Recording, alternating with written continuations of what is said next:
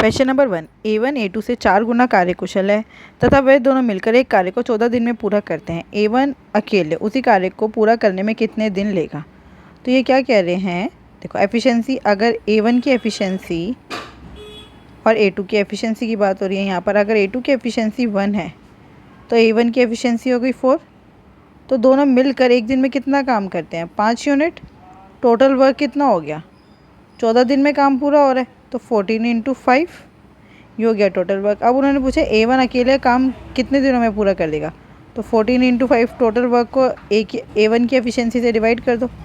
2 × 2 = 4, 2 × 7 = 14, 35/2 मतलब 17.5। Question number 2, if P/Q = 2/3 and Q/R = 1/3, then what is the value of Q/P + R?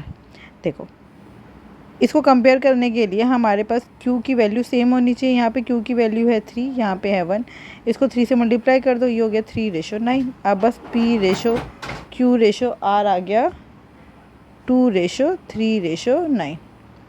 अब हमें क्या निकालना है? Q/P + R, तो 3 में 9 + 2 11, 3/11 इज़ द राइट आंसर।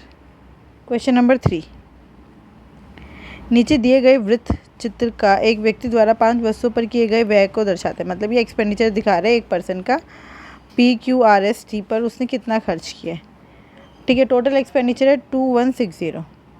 तो हमें बताना है वस्तु P और R पर किए गए, इनमें से कौन सी स्टेटमेंट गलत है? कौन सी स्टेटमेंट गलत है? तो P और R पर किए गए कुल व्यय का तथा वस्तु Q और S पर किए गए कुल व्यय से अनुपात 27/23। P और R पर देखो, यहाँ पे हम टोटल एक्सपेंडिचर कैसे निकालेंगे? 130/360 इंटू में 2160 ऐसे निकलेगा टोटल एक्सपेंडिचर। अगर आप ध्यान से देखो तो ये बाय 360 और इंटू में 2160 दोनों तरफ कैंसिल हो जाएगा रेशो में। इसका मतलब रेशो सीधा सीधा डिग्रीज का निकाल सकते हैं। 130 + 68 P एंड आर मतलब 130 + 68 कितना हो गया? 198। रेशो Q एंड S, ये Q और ये S कितना हो गया? 92। क्या 198 और 92 का रेशो 27/23 हो सकता है? नहीं। तो ये स्टेटमेंट तो मतलब ये स्टेटमेंट ट्रू नहीं है। RST पर किया गया औसत व्यय कितना है? औसत व्यय 260 है। RST पर औसत व्यय का क्या मतलब है? एवरेज एक्सपेंडिचर का क्या मतलब है? टोटल एक्सपेंडिचर अपॉन में 3, तो इसका टोटल एक्सपेंडिचर कितना है? 68 + 42 + 70 कितना हो गया? 180। ये सीधा सीधा लाइन भी दिखा रही है कि इन तीनों का टोटल 180 डिग्री है। तो 180/360 इंटू में 2160। अब इस पूरे को 3 से डिवाइड भी करना पड़ेगा, तो 3 से डिवाइड भी कर दो, तो ये हो गया 1/2 और 3 × 7 = 21, 3 × 2 = 6, 2 × 3 = 6, 2 × 6 = 12, 360 आ रहा है ना कि 260। तो ये स्टेटमेंट भी रॉन्ग है। इसका मतलब 1 and 2 both are wrong. 1 and 2 both are wrong. Question number 4, a dealer sells a machine having a marked price of ₹3000 at a discount of 18%। What is the selling price of the machine? 18% के discount पर है। 3000 × 18% discount निकल गया। 18 × 3 = 54, 540 का discount मिल रहा है। 3000 में से 540 माइनस कर दो, कितना आ गया? 2460। बस 2460 सेलिंग प्राइस है। अब 6/7, 10/11, 8/9, 3/4 में से कितनी भिन्न 12/13 से छोटी हैं? 12/13 से छोटी। अगर आप देखो यहाँ पर भी गैप 1 का है, इनमें भी गैप 1 का है, 1 1 1। अगर गैप सेम है तो आप सीधा न्यूमरेटर को कंपेयर कर सकते हो। तो न्यूमरेटर को कैसे कंपेयर करेंगे? 6, 10, 8, 3 सारे 12 से छोटे हैं। तो बस इसका मतलब ये सारी की सारी जो फ्रैक्शंस हैं वो 12/13 से छोटी हैं। छोटी पूछे तो 4 की 4। क्वेश्चन नंबर 6, जब किसी संख्या को 17 से गुणा किया जाता है तो वह 256 से बढ़ जाती है। संख्या क्या है? 17 से गुणा किया जाता है का क्या मतलब है? अगर कोई नंबर x है उसको 17x बना दिया 17 से मल्टीप्लाई करके, तो वो 256 बढ़ जाती है। मतलब अगर x माइनस कर दूंगी तो आंसर 256 आएगा। 16x = 256, 16 16 = 256, x की वैल्यू आ गई 16। यही आंसर है। क्वेश्चन नंबर 7, एक दुकानदार एक कुर्सी को 50% हानि पर बेचता है। यदि उसने कुर्सी को 120 रुपये अधिक में बेचा होता तो उसे 10% की हानि होती। 20% का लाभ कमाने के लिए कुर्सी का विक्रय मूल्य क्या होना चाहिए? देखो, लेट CP, माना हमने CP 100% है, तो सेलिंग प्राइस कितना हो गया? 50%। लेकिन उन्होंने बोला है अगर वो 50% वाली वैल्यू में 120 रुपये और महंगा करके बेचता तो उसे सिर्फ 10% का लॉस होता। इसका मतलब 100 का 10% कितना हुआ? 100% का 90%, मतलब जो बचा। तो इसका मतलब ये वैल्यू 90% के इक्वल आ गई। 40%, 50% इधर माइनस,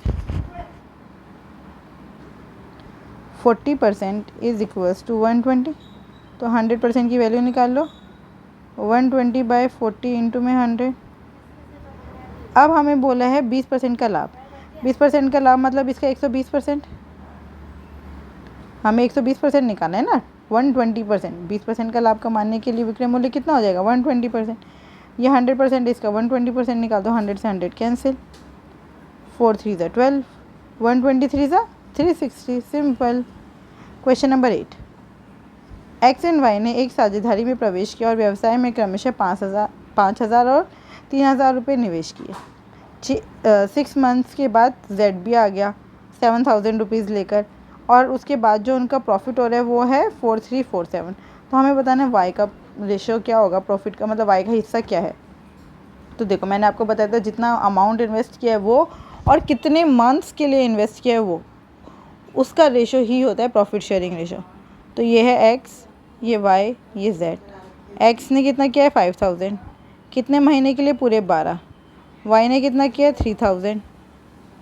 कितने महीने के लिए? 12। जेड ने कितना किया है? 7,000। कितने महीने के लिए? 6। ये 1000 से मतलब तीनों ज़ीरो कैंसिल हो जाएंगे, 6 1 ज़ा 6, 6 2 ज़ा 12। तो 10:6:7 है ना। तो वाई का हिस्सा कितना है? 6/7 और 6 13 और 10 23, राइट। 4347 इंटू 6/23, 23 1 ज़ा 23, 23 1 ज़ा 23 बचा 2048 पे जाएगा। फिर ये जा रहा है 9 पर, बस 189 आ गया। 9 6 ज़ा 54, 4 यहाँ।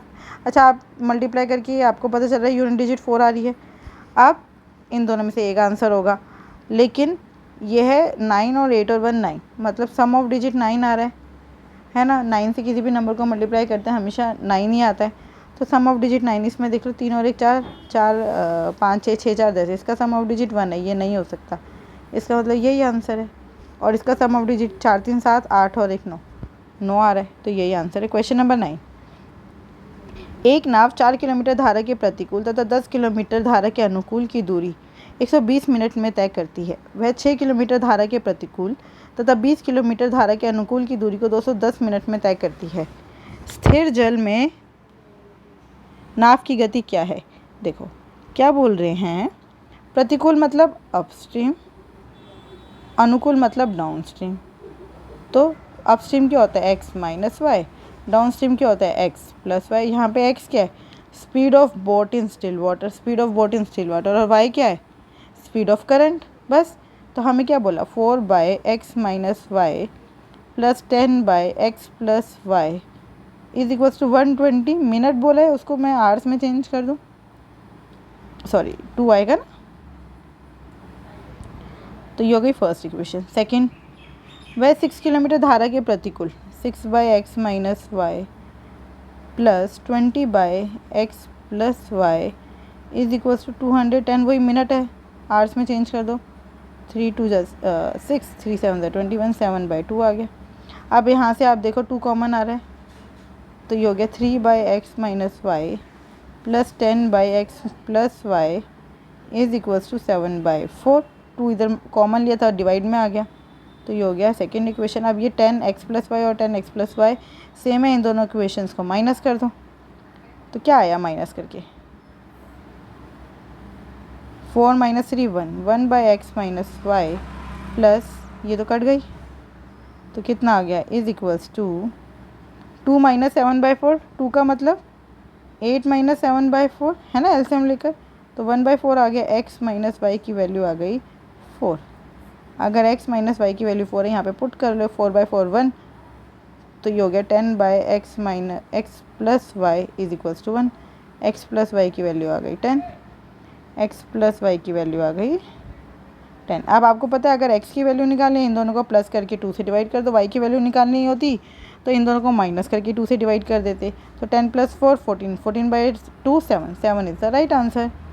Question number 10, what is the value of 2/5 divided by 2/5 of 2/5। अच्छा, ऑफ पहले है, बोर्ड मैथ्स में हमने पढ़ा ब्रैकेट ऑफ, पहले ऑफ को सॉल्व करना है।